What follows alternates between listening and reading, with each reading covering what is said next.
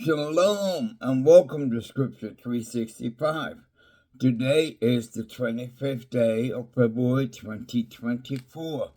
So we're going to read the 25th chapter of Proverbs, followed with Ecclesiastes. So grab your Bible, sit back, and read along with me. Proverbs chapter 25, starting on verse 1. Those two are Proverbs of Solomon, which the men of King Hezekiah of Yahowah copied. It is the glory of Yah to conceal a matter, and the glory of a king to plumb a matter. Like the heavens in their height, like the earth in the depth, it is the mind of kings, unfathomable. The dross having been separated from the silver, a vessel emerged from the smith. 5. Remove the wicked from the king's presence, and his throne will be established in justice. Do not exalt yourself in the king's presence. Do not stand in the place of nobles. For it is better to be sold, step up here, than to be degraded in the presence of the great.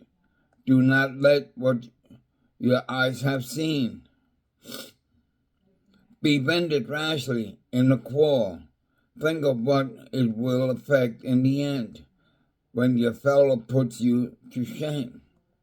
Defend your right among your fellow, but do not give away the secrets of another. 10. Lest he who hears it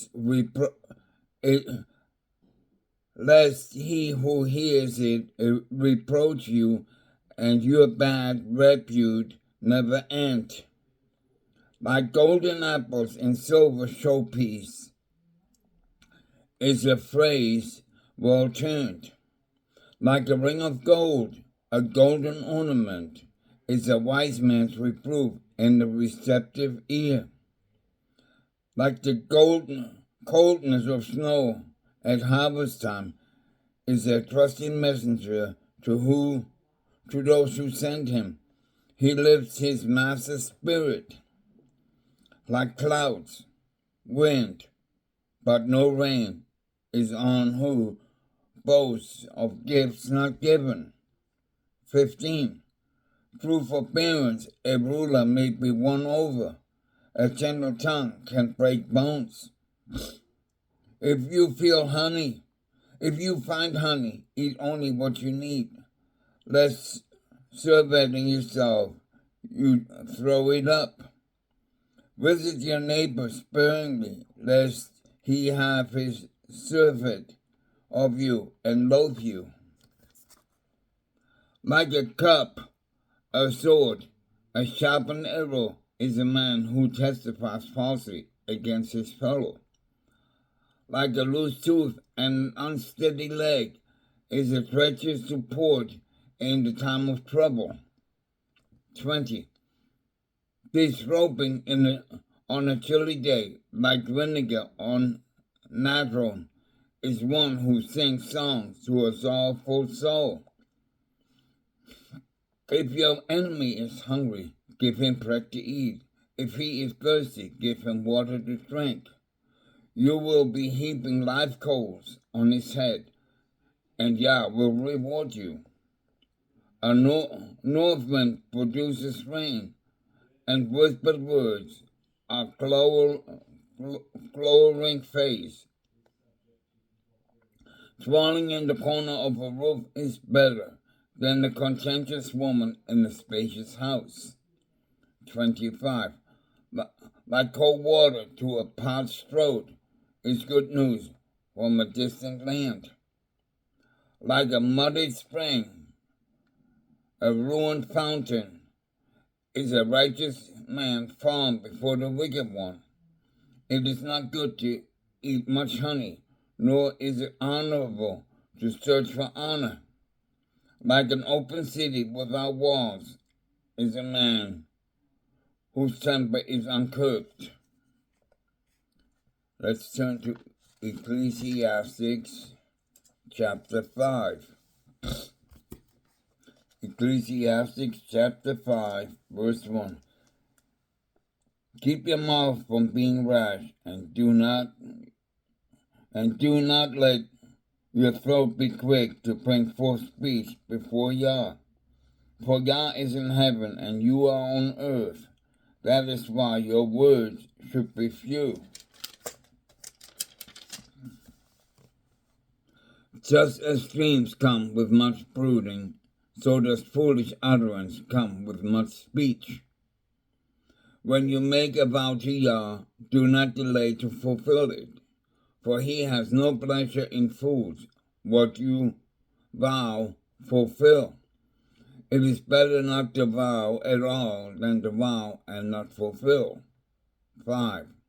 Don't let your mouth bring you into disfavor, and don't bleat before the messenger that it was an error. But fear Yah, else Yah may be angered by your talk and destroy your possessions. For your dreaming leads to futility and to superfluous talk. If you see in the province oppression of the poor and suppression of right and justice, don't wonder at the fact. For one high official is protected by a higher one, and both of them by still higher ones. Thus the greatest advantage in all the land is to his. He controls a field that is cultivated. A lover of money never has his fill of money, nor a lover of wealth is full of income. That too is futile. 10. As his substance increases, so do those who consume it. What then? Does the success of its owner amount to but fasting his eyes? Let me read 10 again. As his substance increases, so do those who consume it. What then? Does the success of its owner amount to but feasting his eyes? A worker's sleep is sweet, whether he has much or little to eat, but the rich man's abundance doesn't let him sleep. Here is a grave evil I have observed under the sun. Riches hoarded by the owner is his misfortune, in that those riches are lost in some unlucky venture, and if he gets a son, he has nothing in hand. Another grave evil is this: he must depart just as he came out of the mother's womb, so that he depart at last naked as he came. He can take nothing of his wealth to carry with him. 15. So what is the good of his toiling for the wind? Besides, all these days he eats in darkness, with much vexation and grief and anger. Only this I have found, it is real good, that one should eat and drink and get pleasure with all the gains he makes under the sun, during the number of days of life that Yah has given him, for that is his portion. Always, whenever a man is given riches and property by Yah, and it is also permitted by him to enjoy them and to take his portion and get pleasure for his gains, that is the gift of Yah. For such a man will not brood much over the days of his life, because Yah keeps him busy enjoying himself. Chapter 6. This is an evil I have observed under the sun, and a grave one it is for man, that Yah sometimes grants a man riches, property, and wealth, so that he does not want for anything his appetite may crave. But Yah does not permit him to enjoy it. Instead, a stranger will enjoy it. That is futility and a grievous ill.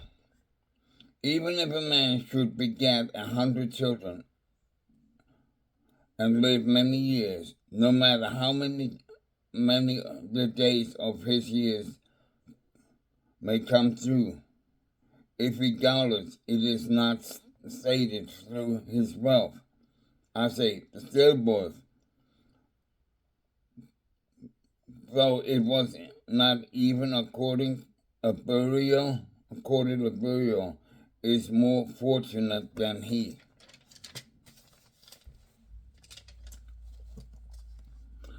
So it comes into futility and depth of darkness, and its very name is covered with darkness. 5. Though it has never seen or experienced the sun, it is better off than he. Yes, even if the other lived 1,000 years twice over, but never had his fill of enjoyment, for are not both of them bound for the same place?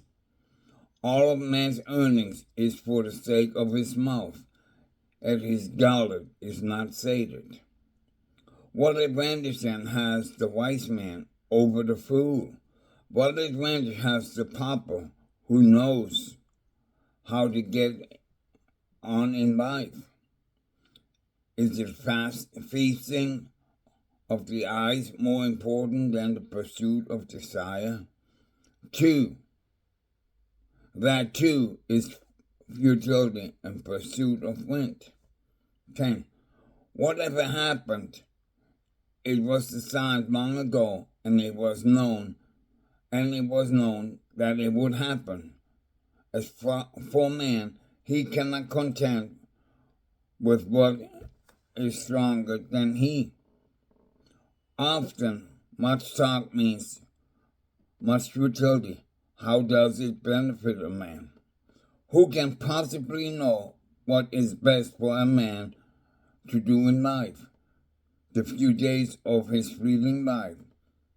For who can tell him what the fortune holds for him under the sun? Chapter 7, verse 1. A good name is better than fragrant oil, and the day of death than the day of birth. It is better to go to a house of mourning than to a house of feasting. For it is the end of every man, and the living one should take it to heart. Vexation is better than revelry, for though the face be sad, the heart may be glad. Wise men are drawn to a house of mourning, and fools to the house of merrymaking. 5. It is better to listen to a wise man's reproof than to listen to the praise of fools. For the levity of the food is like the clanging of nettles under a kettle, but that too is illusory. For cheating may rob the wise man of reason and destroy the prudent of the cautious.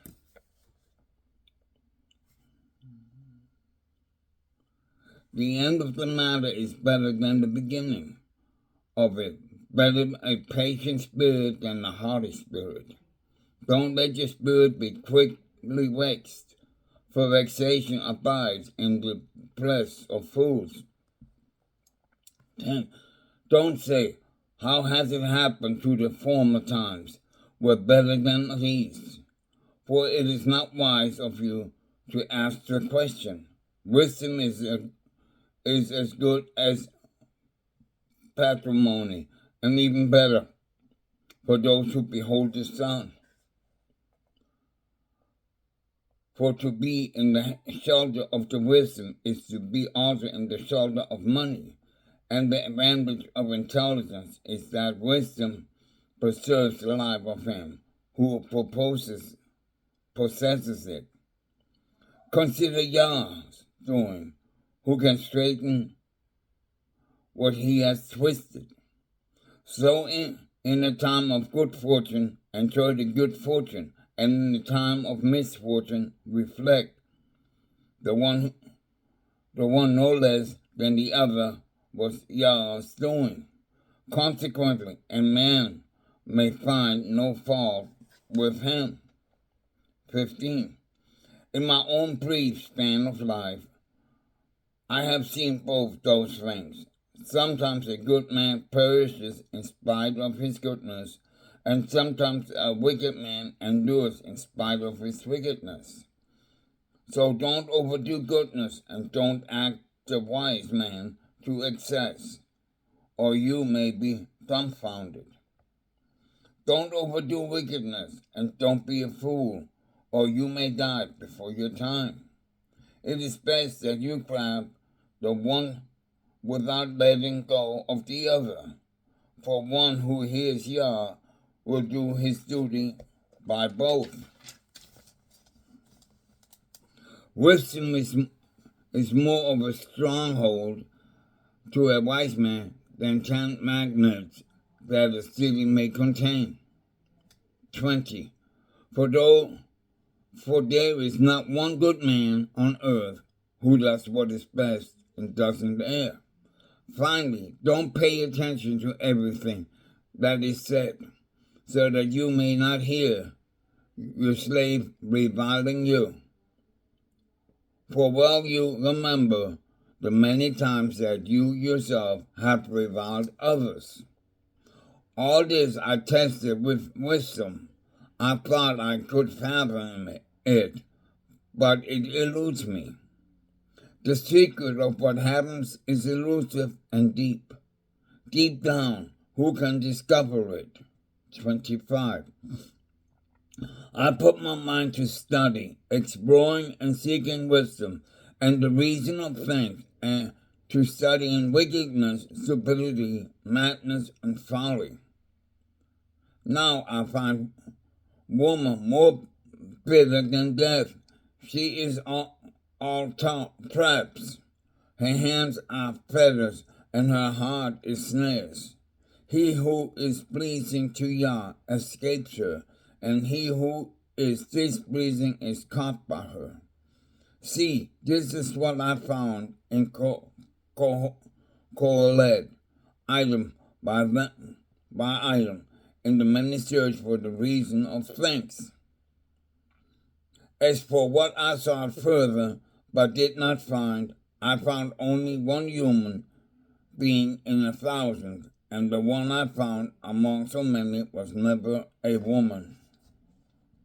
But see, this I did find. Yah made men plain, but they have engaged in too many reasons. Thank you.